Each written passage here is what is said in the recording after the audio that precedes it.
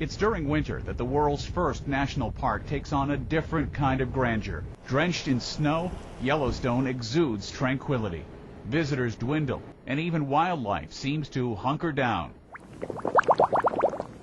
So who would guess that a plan to close one of the park's 5 entrances for 3 months a year would attract attention from the White House? Certainly Vice President Cheney has often taken an interest in things that happen in Wyoming, things that happen in Cody, but what happened this time, I can't say. What happened was years in the making, but turned on a dime.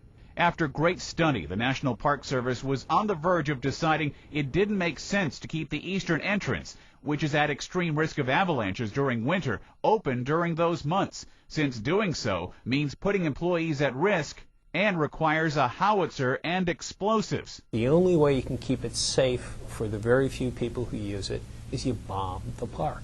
It's really a bad idea to be bombing your national parks.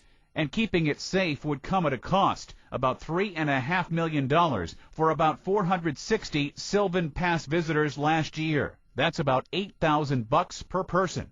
In a park whose budget's already strained, asking them to do this for 5 people a day just doesn't seem to make any sense at all. But dollars and cents are also at the root of opposition. The pass leads to nearby Cody, Wyoming, which has been trying to increase its winter tourism.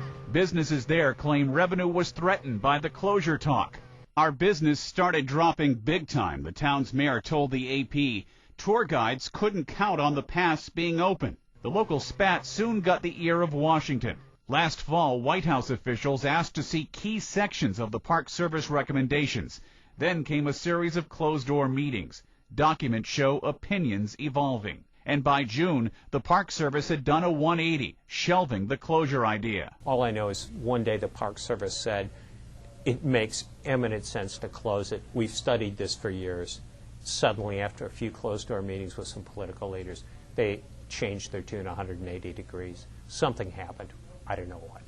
A White House spokesman says the discussions were standard practice, adding the Park Service rendered their decision after taking into account all pertinent factors.